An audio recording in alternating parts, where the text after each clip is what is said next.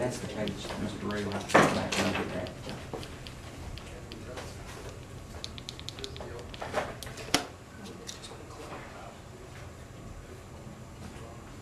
And then just put the seal here. Mhm.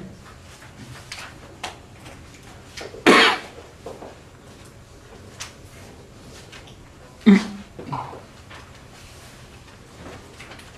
10 miles still on track? It is. I talked with the engineer day before yesterday, and they are still in the process of doing the easements. He said they have approximately 50% of the easements. So right now, my understanding is that's the only holdup right now. Is that the only place the seal has to be?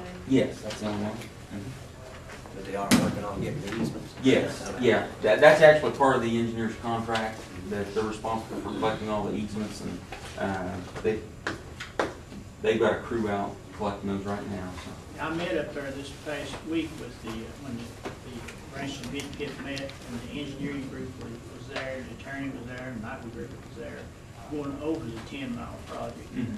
trying to complete the 37 project. And basically, some of the people in the community have agreed to go get signatures and in order to speed up the easements and help get it done. Yeah. And the only thing we told them was that they said it had to be a notarized signature, and that somebody from the company would either do it, or if you needed to call Judy, we'd send her out there to notarize, because this project's drug on a little too long.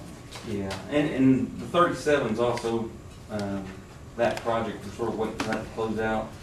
They requested the infrastructure council let them use any remaining monies that they have on that project, and they just can convert that over to their current infrastructure grant and just use that for, for the purposes of our project. So we don't have a final accounting on that until that project's actually officially closed out. That's what Michael said. He was saying, well, basically, we're behind schedule, but we really can't do the total project because we're $400-some thousand. Yeah, and that, the remaining money on the 37 project is gonna make up the bulk of the balance of Right, that. that's what he said. Yeah, 300-some thousand. yeah, that's what they have remaining on that. How soon can the people from 10 Mile go out and collect the signatures for the easements? Do you have to wait until? No, they gave them forms that day, and everyone go out and start doing it. Yeah, we have to have 80, like I said, they say we're about 50% right now, we have to have 80% before we have a viable project, because we have loan money involved in the project. But now the engineer said if they can get the easement work done and everything, he still thinks we could go ahead and bid that. I mean, the design's already complete and everything, but he thinks there's still a possibility we can still have that bid this fall and be ready to go for the spring construction period, which I say spring, but February, March. So we're gonna have enough monies even if we. Oh, yeah. borrow that money. Mhm. So we're not gonna do like we did on some of these projects where we wait so long that we have to redo them and things like that. Yeah, and actually, when they looked at that cost estimate last time, they inflated that estimate a little bit, just so we have an overestimation of how much money we're going to need that way. And of course, it all depends. We may get some pretty good bids. Right now, a lot of our projects are sort of drying up because they had a lot of the ARPA money in it, and so we sort of went through a phase here where contractors have had plenty of work, and right now we're sort of getting into a phase again where they're kind of getting hungry for it again. So, and that's usually good in the springtime too, as well. That usually generates pretty good bids for us. So. This company's doing the Route 3 project. You guys aren't involved in it, but I tell you. We've had them on the project before. They are doing super well. Yeah, they did our Cabell County extensions and did a good job on And that. they come in at below budget quite a bit. Mm-hmm.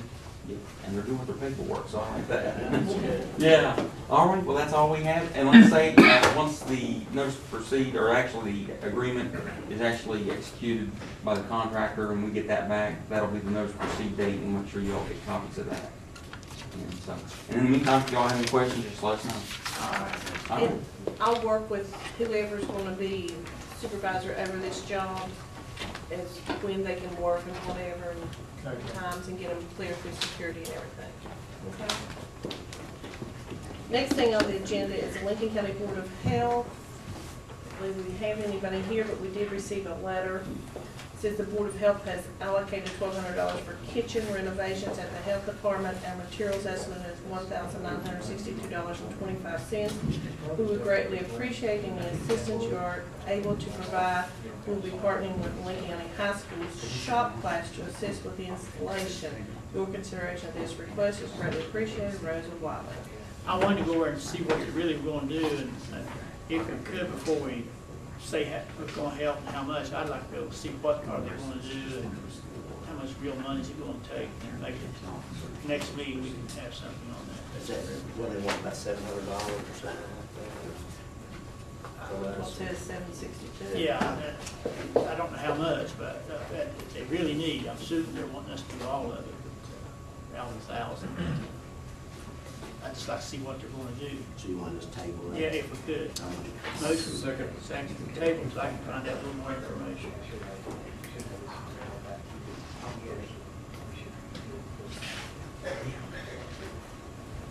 Next thing on the agenda is the Lincoln County Dilapidated Abandoned Building Enforcement Agency.